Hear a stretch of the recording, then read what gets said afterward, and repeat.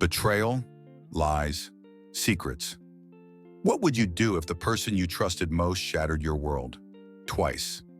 This is a story of love, deception, and the painful reality of staying in a broken marriage.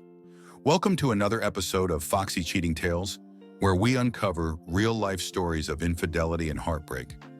Today's story is about a man who thought he had it all until he discovered the dark truth about his wife. And trust me, it gets worse. Let me start by saying my 47 million wife, 49F, is my best friend and that I love her, but what she did makes me feel like I'm not in love with her anymore. Long story ahead, sorry about that. I haven't told this to anyone except for a few details passed to my parents. My wife has a lot of unresolved trauma, gang SA at age 12, struggles with depression, and is a self-admitted alcoholic. It runs in her family and has surged in recent years. She wants to stop drinking, but it hasn't happened yet. She's good at hiding it from most people, but she has her tells, and I typically know when it's happening. It's a point of conflict because she's a different person once she starts, and I usually confront her about it. She has driven while intoxicated and has had some very minor fender benders, some of which occurring with the kids in the car. No DUIs yet, but I won't be surprised when the call comes in. I've never been a big drinker, but have essentially stopped drinking altogether to eliminate the presence of alcohol in the house. She purchases wine when I'm not around to feed her habit. She's also struggled with her work-box career. For a while, she was making a great salary and was the top earner in our household. Her superiors had a big falling out, and she was forced to choose a side, which took a huge emotional toll. She tried to make a new start with the side she chose, but it didn't work out. So she ended up without a job and immediately felt inferior within our relationship, even though I reassured her that we were more than fine financially and otherwise. Not long after, and almost 2 years ago now, I came home late one night from a work trip to find her passed out on the couch. She had been extra careful with her phone at the time, and I got curious as to what she was hiding. I looked at her phone and immediately found a sexting thread with a coworker of mine that confirmed my worst fears. They had been meeting up while I was away for work or even while I was at the gym. As far as I could tell, it had been going on for at least 3 months. I took pictures of everything I could find and secured them so that I would have the evidence if necessary. Maybe the worst part of their conversation was a text where she wrote that she didn't know what it was, but that she loved him. He clearly didn't feel the same way, or at least there was no reciprocation of the sentiment at the time. I was in shock and couldn't believe it was happening. I truly had no idea she could do such a thing. Against my better judgment, I woke her up immediately and confronted her. She was still drunk at the time, but burst into tears. One of her initial responses was that she secretly caught me looking at porn one night a while back and had subsequently asked if she wanted to have sex. She told me this made her feel unattractive, even though I would say our life in the bedroom was pretty average at the time for a couple our age. I do watch porn on occasion, but it mainly out of boredom, and I don't need it to spark our sex life. She knows this and has watched with me on occasion. Over the next few days as she sobered up, she claimed that she was perpetually drunk, and that's when these meetups and sexting exchanges occurred. I believe her on this point because she's truly a different person when she's drinking, and her inhibitions are completely unleashed. I was beyond hurt, but decided to stay because I couldn't contemplate upending our lives. 3 kids, all teenagers or preteen at the time. I genuinely believed she would kill herself if I left. I stayed. And then it happened. 4 months ago, I came home and she was passed out again. My lack of trust for her made me feel like I had no choice but to check her phone again. Sure enough, she was sexting with someone else, another coworker reminiscing about the times they had been together.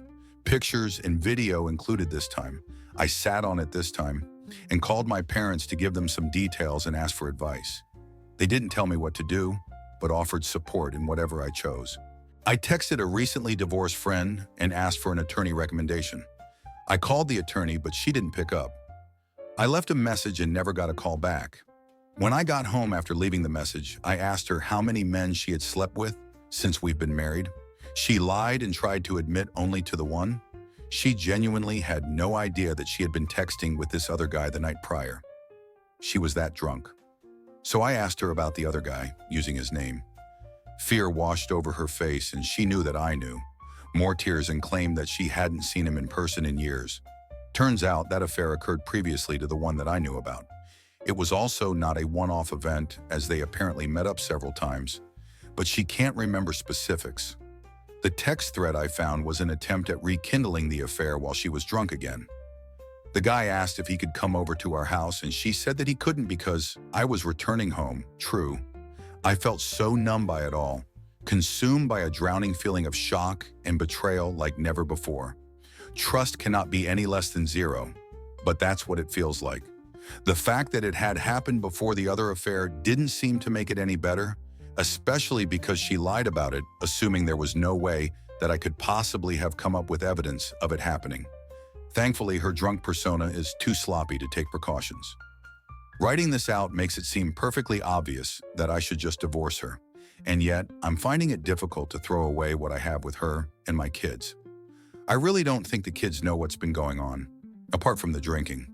A divorce would obviously be highly disruptive to our lives and our kids' lives. As much as I'd like 100% custody of the kids in that scenario to ensure their complete safety, my job still requires a lot of travel, so I feel like she would have to have partial custody unless I find a way to change careers completely. She continues to drink, albeit not as much lately. She started therapy in an attempt to show me she's committed to dealing with her trauma and alcoholism. When she's not drinking, she's my best friend, a caring partner, and a wonderful mom. When she's drinking, she's combative and clearly doesn't give a fuck about anyone but herself and her own ego. Bottom line, I don't trust her, and I'm not sure I ever can as long as she drinks, however infrequently. But I'd like to make it work for the sake of the kids, at least for a few more years. I think if the attorney had called me back, I'd be in a different situation. But the extra time has given me time to reflect and decide what's best for me and my family. If you're still reading, thanks for your time. I probably need therapy, because I obviously can't get this off my mind. I can't stop envisioning her with these other men, and I want revenge, even though they were likely just thinking with their dicks, as most men do. However, I am planning on letting their wives know at some point, along with providing conclusive evidence of the affairs. They won't get away cleanly. That's all for now. I don't know if I need advice or not, just trying to get some of this out there. Thanks again for listening. So what would you do in his place? Would you fight for your marriage or walk away? One thing's for sure, cheaters always think they'll get away with it, until they don't. Let me know your thoughts in the comments, and don't forget to like, subscribe, and turn on notifications for more insane cheating stories. This was Foxy Cheating Tales. See you in the next one.